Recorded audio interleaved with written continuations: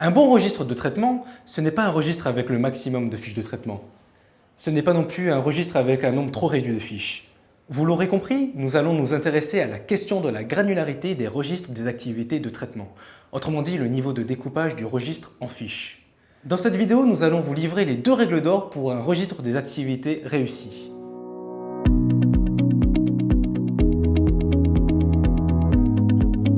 En pratique, un registre se compose de fiches de traitement. Une fiche doit être établie pour chaque activité de traitement. Pris au pied de la lettre, votre registre se composera d'autant de fiches que de traitements de données personnelles au sein de votre structure. Avec ce raisonnement, vous risquez d'arriver très vite à plusieurs centaines de fiches à la suite d'une cartographie des traitements. L'objectif est de regrouper les traitements, ayant tous une finalité propre, autour d'une finalité unique et cohérente. C'est la finalité principale. Ensuite, si nécessaire, il vous reviendra de détailler cette finalité principale en sous-finalités.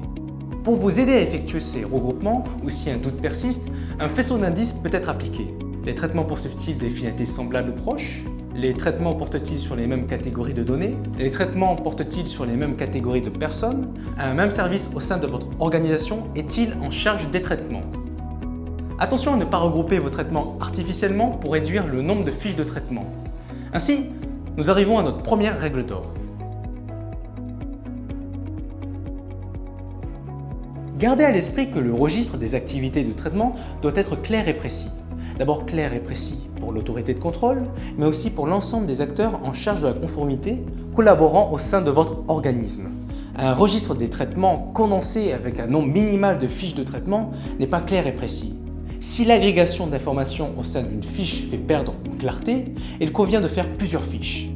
Il y a des critères à prendre en compte pour évaluer la nécessité de faire une ou plusieurs fiches de traitement. Les données collectées sont différentes pour chaque catégorie de personnes concernées. Les durées de conservation sont différentes pour chaque catégorie de personnes concernées. Certaines données d'une même catégorie de données ne sont pas accessibles à l'ensemble des destinataires renseignés. De même, un registre de traitement avec un nombre trop élevé de fiches ne permet plus une lecture claire et précise. Ainsi, nous arrivons à notre seconde règle d'or.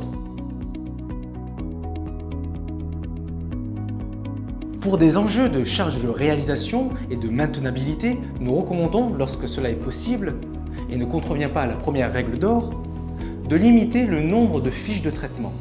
N'oubliez pas que le registre des activités de traitement est un outil à usage quotidien, un outil qui doit être tenu à jour régulièrement. En effet, le registre des traitements est un outil vivant. Ce n'est pas un document que l'on rédige et que l'on oublie jusqu'au jour du contrôle de la CNIL. Il y a des critères non pertinents pour évaluer la nécessité de faire une ou plusieurs fiches de traitement. Différentes applications sont utilisées comme support d'un seul et même traitement. Différents supports, informatiques ou papier, sont utilisés pour un seul et même traitement. Différents services, au sens organisationnel, sont mobilisés pour mettre en œuvre un seul et même traitement. Ainsi, lorsque vous réalisez une fiche de traitement, vous devez prendre de la hauteur par rapport à l'organisation en service ou en département de votre organisme. Prendre de la hauteur aussi vis-à-vis des processus déployés et aux applications utilisées. Faire une fiche de traitement, c'est avoir une vision globale, transversale, et non nécessairement en silo. Vous avez maintenant les clés pour définir une granularité adéquate qui vous permettra de tenir votre registre sereinement.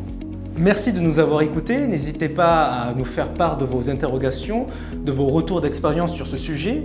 Pour plus d'informations, nous vous invitons à nous suivre sur les réseaux sociaux, à consulter notre site web, les liens sont dans la description de cette vidéo et quant à moi, je vous retrouve pour une nouvelle vidéo.